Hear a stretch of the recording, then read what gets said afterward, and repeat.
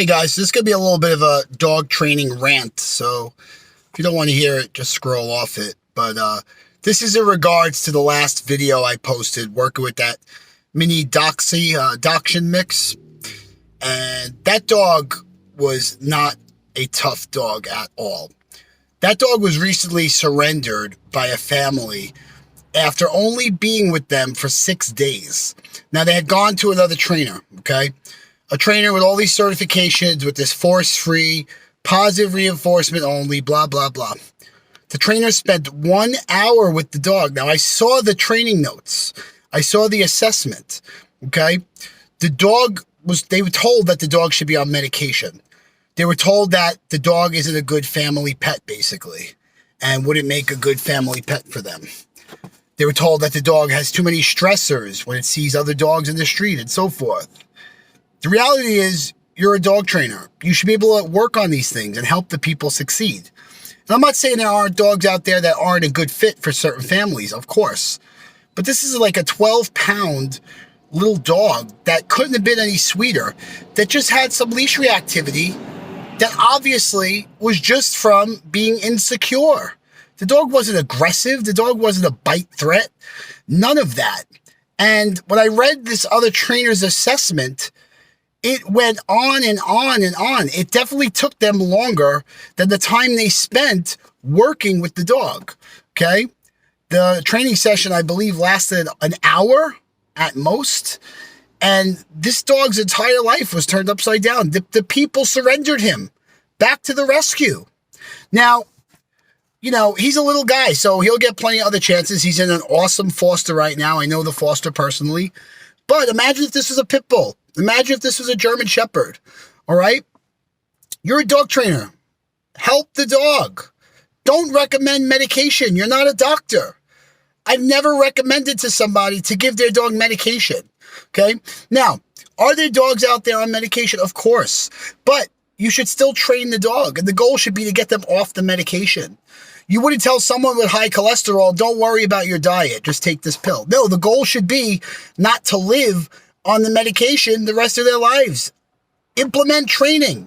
First order of business. Get the dog off the harness. Every video I post lately, and I do plenty of before and after videos, all these dogs that are struggling are coming in on harnesses.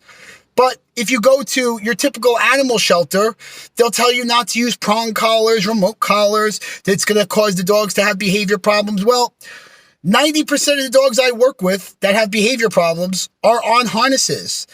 I don't think I've ever worked with a dog that came to me with a behavior problem that was on a pinch collar or a remote collar. So this theory that these training tools are causing the behavior problems is nonsense. The harness is causing the behavior problems. The harness is meant to build drive and excitement in the dog, okay? The harness is used for sled dogs. The harness is used on police dogs when they want to activate them and to search for suspects. It's not meant for a family pet. It's not. And you know, these typical force-free, positive-only trainers, the first thing they do is recommend a harness. It's a dog. Get it off the harness. You know, and I had people say, oh, well, you know, would you put a prong collar on a person? No, I wouldn't. But I also wouldn't put a leash on a person.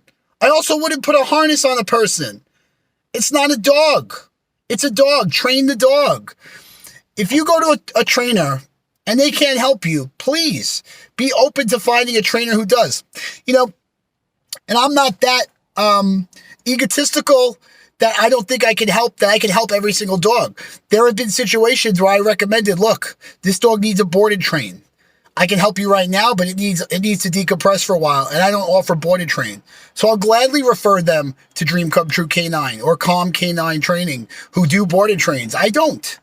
And, you know, I'm okay with that. I won't take your money. Go to the board and train. That's what your dog needs to reestablish a relationship if I can't help you in 1 or 2 or 3 sessions. But you should be able to walk your dog on a leash politely in 1 training session. That's why I make people come to my house. I use my dogs to help train the other dog.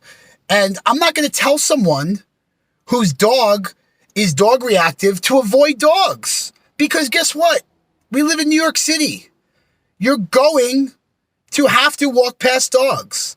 It's the reality. You know, if you live in a rural community in Pennsylvania or upstate and you can avoid other animals, fine. Do that. Walk your dog on a harness. But you can't walk down a typical street in any of the 5 boroughs in New York City and not encounter an everyday environmental stressor.